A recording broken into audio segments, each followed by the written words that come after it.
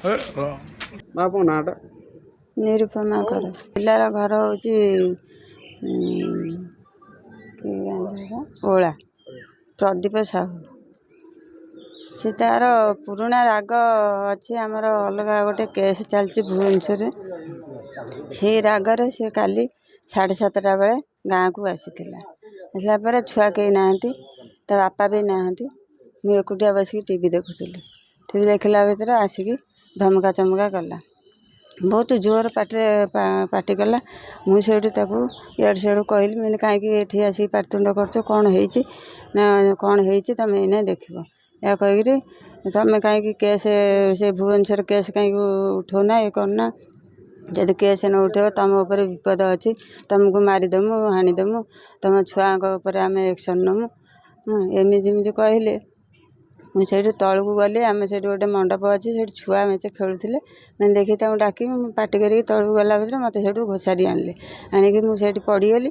ପଡ଼ିଗଲା ଭିତରେ ମୋ ଏ ଗଣ୍ଠିଟା ମାଡ଼ ହେଇଗଲା। ତାପରେ ସେଇଠି ମୋତେ 2-4 ଗୋଇଠା ମାରିଲେ, ବିଧା 2ଟା ମାରିଲେ। ମାରିଲା ପରେ ସେଇଠି ଯେତେବେଳେ ଅତିରିକ୍ତ ମୁଁ ପାଟି କରିକି କାନ୍ଦିଲି, ସେଇଠୁ ସେ ଛୁଆ 3ଟା ତଳରୁ ଉପରକୁ ଆସିଲେ। ଆସିକି ଦେଖିଲା ବେଳକୁ ଏଠି ଘୋଘା ହେଉଛନ୍ତି। ସେମାନେ ଭାବିଥିଲେ କ'ଣ, ନନା ଯାଏ ତ ବାହାରକୁ ଗାଡ଼ି ଫାଡ଼ି କେତେ ରକମରେ ନେଇକି ଆସେ, ସେ ବୋଲେରୋ ଧରିକି ଆସିଛି ଆଉ। ଛୁଆ ଏତେ ପଦାରେ ଥିଲେ। ଯେତେବେଳେ କାନ୍ଦଣା ଶୁଭିଲା, ସେଇଠୁ ସେ ଛୁଆ ସବୁ ଉପରକୁ ଆସିଛନ୍ତି। ଆସିଲା ପରେ ଦେଖିଲେ, ସେ ସେଇଠୁ ଦୌଡ଼ିକିରି ସବୁ ପଳେଇଲେ। ସୀତା ସାହୁ ସୀତା ସାହୁ ତା ବାପା। ଝିଅ ଆପଣଙ୍କ ଯୋଉ ପୁଅ ଯୋଉ ଆକ୍ସିଡେଣ୍ଟ ମରିଛି ବୋଲି ହଁ, ଯୋଜନାବଦ୍ଧ ଭାବେ ହତ୍ୟା କରାଯାଇଛି ଭାବୁଛନ୍ତି? ମୁଁ ତ ଏପର୍ଯ୍ୟନ୍ତ ଭାବୁଛି ମୋ ପୁଅ ମରିନି। ତା ମଲା କଥା କହିଲା ବେଳକୁ ବି ମୋ ପାଟିରେ ଧରିବାକୁ ମୋତେ ଭଲ ଲାଗୁନି। ତେଣୁ କ'ଣ କି ରହସ୍ୟ ଅଛି ସେଟା ମୁଁ ଅନୁମାନ କରିପାରୁନି। ତେଣୁ ଯଦି ସେମିତି ହେଇଥିବ, ତାହେଲେ ତଦନ୍ତରେ ଯାହା ଜଣାପଡ଼ିବ। ନ୍ୟାୟ ଦରକାର। ନ୍ୟାୟ ଦରକାର। ହଁ, ଯାଇଥିଲୁ ଆମେ ନନ୍ଦନକାନନ ଥାନାକୁ ଯାଇଥିଲୁ। ଗୋଟେ ବେଳ ଅପେକ୍ଷା କରି ସକାଳ 11ଟାରୁ ରାତି 9:30 ପର୍ଯ୍ୟନ୍ତ ବସିଲୁ। ତଥାପି ସେଠି ସିଏ ଆମକୁ ଆଲାଉନ୍ସ କଲେନି ଭିତରକୁ। ଖାଲି କହିଲେ ସାର୍ ନାହାନ୍ତି, 7ଟାରେ ଆସନ୍ତୁ, 5ଟାରେ ଆସନ୍ତୁ। ଅପେକ୍ଷା କରିକି ରାତି 11ଟାରେ ଆମେ ଭୁବନେଶ୍ୱରରୁ ଫେରିଲୁ। ଅନିଲ କୁମାର କର। ଗତ 2023 ଡିସେମ୍ବର 2 ତାରିଖରେ ମୋ ସାନ ଭାଇ ସୁଶୀଲ କୁମାର କରଙ୍କର ଦେହାନ୍ତ ହୋଇଥିଲା ଗୋଟେ ରୋଡ଼ ଆକ୍ସିଡେଣ୍ଟରେ ପାହାଳ ପାଖରେ।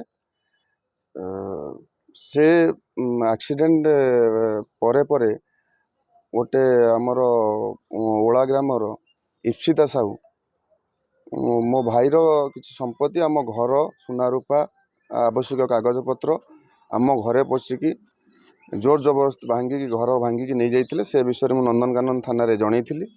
ନନ୍ଦନକାନନ ଥାନାରେ ଅଭିଯୋଗ ବର୍ତ୍ତମାନ ପାଇଁ କୋର୍ଟରେ ବର୍ତ୍ତମାନ ପାଇଁ ଅଛି, ଅନଗୋଇଂ ଅଛି ଇନଭେଷ୍ଟିଗେସନ୍।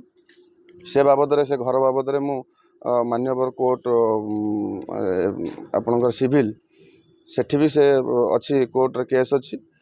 ତାପରେ ଗତକାଲି ଆମେ ଘରେ କେହି ନଥିଲା ବେଳେ ପ୍ରଦୀପ ସାହୁ, ତାଙ୍କ ଝିଅ ଇପ୍ସିତା ସାହୁ ଏବଂ ଅନ୍ୟ କିଛି ଅସାମାଜିକ ଯୁବକମାନଙ୍କୁ ଧରି ମୋ ମାଆକୁ ମରଣାନ୍ତକ ଆକ୍ରମଣ କରିବା ସଙ୍ଗେ ସଙ୍ଗେ ଜୀବନରୁ ମାରିଦେବା ପାଇଁ, ମୋ ପରିବାରର ସମସ୍ତଙ୍କୁ ରାସ୍ତାରୁ ହଟାଇ ଦେବା ପାଇଁ ଧମକ ଦେଇଛନ୍ତି। ଏଇ ଯେଉଁ ଧମକ ପଛରେ ମୁଁ ଯାହା ଭାବୁଛି, ଏଇ ଯେଉଁ ଧମକ ଆଉ ମୋ ଭାଇର ମୃତ୍ୟୁ, ରହସ୍ୟଜନକ ସେ ଝିଅର ମୋ ଭାଇ ସହିତ ସମ୍ପର୍କ, ଟୋଟାଲ୍ ଏ ଗୋଟେ ମାନେ ଯେଉଁ କୁହନ୍ତି ଆପଣଙ୍କର ଗୋଟେ ମାନେ ଟୋଟାଲ୍ ଲାଗୁଛି ଯେମିତି ଆ ପଛରେ ଗୋଟେ ଚାଲିଛି ଗୋଟେ ବହୁତ ବଡ଼ କିଛି। ମୁଁ ତ ଭାବୁଛି ମୋ ଭାଇର ମୃତ୍ୟୁ ଯେଉଁ ଆକ୍ସିଡେଣ୍ଟ ହେଇଥିଲା, ମୁଁ ଲାଗୁଛି ଏଇଟା ଏକ ପ୍ରାୟୋଜିତ ହତ୍ୟାକାଣ୍ଡ ବୋଲି। ସମ୍ପତ୍ତି ଗୋଟେ ସାଧାରଣ ଘରର ଛୁଆ ଗୋଟେ ଭୁବନେଶ୍ୱରରେ 75 ଲକ୍ଷ ଟଙ୍କାର ଘର କିଣିବା, ମୋ ଘର ସେ କହି ହେଉଛି, ଘର କିଣିବା ଆଉ ତାକୁ ବିକିଦେବା, ବିକି ଦେଇ ସାରିଲା ପରେ ଧମକ ଦେବା, ଆଉ ମୋ ଘରର ସମସ୍ତ ଜିନିଷପତ୍ରକୁ ଜୋର ଜବରଦସ୍ତି ତାଲା ଭାଙ୍ଗିକି ନେଇ ଆସିବା ମୋ ଭାଇର କାମ ଭିତରେ।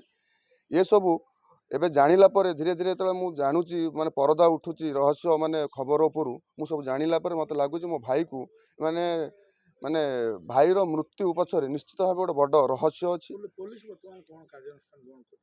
ନନ୍ଦନକାନନ ଥାନାର ଆମକୁ କେବେ ସହଯୋଗ କରିଛନ୍ତି ସେ थाना 3 तारिख जनवरी 3 ने एफआईआर देला पर 12 रेजिस्ट्रेशन है सी पुणी भुवनेश्वर डीसीपी को मुझे लेखिकी देला पर ना इन्वेस्टिगेशन ना किसी आमको सहयोग ना से घटना विषय मु गणमाध्यम विषय गणमाध्यम को अनुरोध करुच्ची ए विषय तदंत ठीक भाव तदंत पुलिस ठीक तदंत करू गणमाध्यम ए मत साहाय्य करंतु ये जो माने भद्र मुखा तले अभद्र जो बर्तमान जो छुआ मानकर व्यवहार एथिरे अन्य को साधारण युवक माने एथिरे शिकार न हुंतु हुए तो मो भाई आज चली जाइए भाव अन्य किसी निरीह युवक मानकर जीवन भी जाईपारे तेणु से सावधान रुहतु एमती ट्राप रु निजक रक्षा करूँ।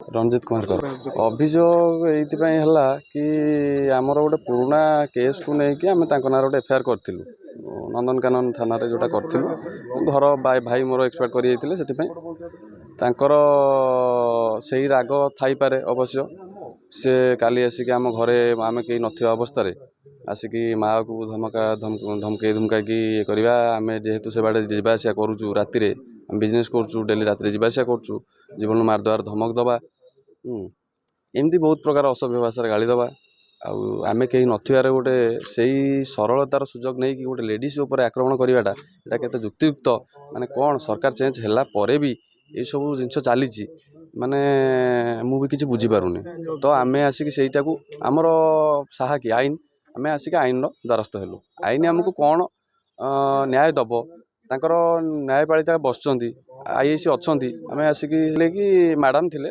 सार भी थिले मैडम कहले आम व्हाट्सअप करदेचु जेहेतु तुम फांडी एरिया जाऊँच फांडी की आम इनफर्म करदेचु से मैंने जी जाकि तुम इन्वेस्टिगेशन करेंगे मो पाखे जी भिजुआल भी अच्छी से मो भाई को गोटे कवरेज करके रखी एक्चुअली मो भाई साहिर बहुत आटाच थी मो बड़ भाई ठार कहीं आम सांगर बिजनेस करूँ सी बहुत इमोशनल टर्चर करूला जोटा कि भाई आज नुह 2 वर्ष पूर्व भी बहुत मेंटाली हारास थे बिजनेस फैमिली आउ यही टाइप ये मो पाखे भिजुआल भी अच्छी बेला पड़े मुझे देखी आउ घर भी धमक आसूला कहीं आज पर्यंत ये करदी जनकर घर सी ताले आम नथिबा अवस्था मो भाई मरी जाइथिबा 2 दिन भितर से कहीं घर भांगी ताला आनुले निज घर तो से पर भी आनी पारथांता कहे से संदेह नहीं तो जनकर जिते जनक पाखे टंकाटू जो 50 लाख कोटी टंका से पाउची तो से ऑब्वियसली लोक लगे मारदेवार किसी माने असंभव कथा नुह